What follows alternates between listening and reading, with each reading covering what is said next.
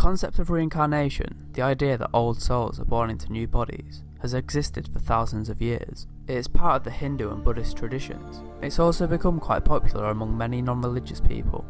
Some people insist that it is real, and that stories like the following are proof of its existence. Keep watching and you can decide for yourself. A 3-year-old boy in the Golan Heights caused quite a stir when he claimed that he was murdered in his past life. The boy, a member of the Druze ethnic group, which believes in reincarnation, had a long red birthmark on his head. According to some Druze beliefs, birthmarks indicate where death wounds occurred during a past life. When the boy learnt how to talk, he started telling elders that he had been killed by an axe blow in his prior life. The boy was led through several villages to see if any of them were familiar to him. Once he had found a familiar village, he claimed that he knew exactly who had killed him. Suddenly, the boy walked up to a man and said his name. The man answered, "Who are you?" Then the boy said, "I used to be your neighbour. We had a fight and you killed me with an axe." The man had suddenly gone as white as a sheet. Then the 3-year-old boy said, "I even know where you buried my body." Afterwards, the boy led his elders to a pile of stones, under which they found a body with an axe wound to its head. He also led them to the spot where the axe was buried, reportedly forcing his killer to confess to the crime. Also known as the boy who lived before, Cameron Macaulay of Glasgow, Scotland started telling his mother at the age of 2 that he wasn't from Glasgow at all, but rather from a small island called Barra off the west coast of Scotland in the Outer Hebrides. Cameron described intimate details of his life there, including his black and white dog, the beach he used to walk on, his mother, the house they lived in, and his 7 siblings. He even named his former parents, claiming that his father's name was Shane Robertson and that he had died in a car crash. Determined to get to the bottom of all of this, Cameron's parents took him to Barra.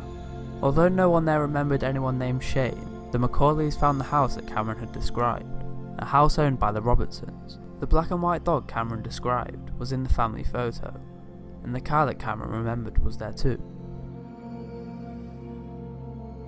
8-year-old James Leininger of Louisiana began talking about aviation at the age of 2. His parents reportedly knew nothing about the subject and were amazed that their little boy had started displaying such an extensive knowledge of planes. Their amazement turned into alarm when James started having nightmares about being shot down by a plane with a red sun on it, a Japanese plane. He started having dreams and memories of being Lieutenant James McCready Houston, a World War II fighter pilot from Pennsylvania who had been killed in Hiroshima more than 50 years earlier. Andrea, his mother, said that James would scream at the top of his voice, "Aeroplane crash, on fire, can't get out, help," as he kicked and pointed at the ceiling. Later, James told his parents he had flown a plane called the Corsair from a boat called the Natama. When James's father decided to do some research, he had discovered that there had been a small escort carrier called the Natama Bay, which was in the Battle of Hiroshima, and that there had rarely been a pilot named James Houston. His plane was hit in the engine by Japanese fire on March 3rd, 1945. 18-month-old Gus Taylor's grandfather, Augie, had died a year before Gus was born. However, at a year and a half old, Gus claimed that he was his own grandfather.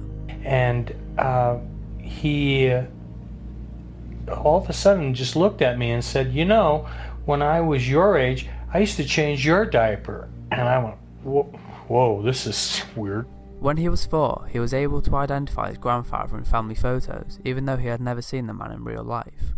That might not sound like much, but it gets weirder.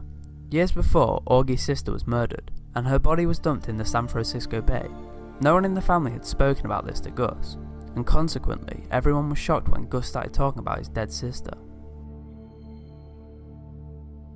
After developing a phobia of grey rainy days, 4-year-old Edward Austrian started complaining about a severe pain in his throat.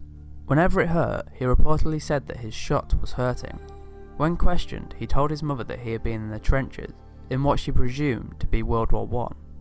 He told detailed stories about his life and about being shot in the throat and killed. Doctors couldn't find a reason for Edward's throat pain, so they took out his tonsils as a precaution. Eventually though, he developed a cyst that no one could figure out how to treat. After he was encouraged to share more stories about his past life, the cyst disappeared. The doctors never determined a reason why. So, what do you think? Are we reborn into new bodies with little or no recollection of our life before? Or are these stories rare psychological mishaps that we are yet to explain? Let me know in the comments. So that was 5 reincarnation stories that will give you goosebumps. I hope you enjoyed the video.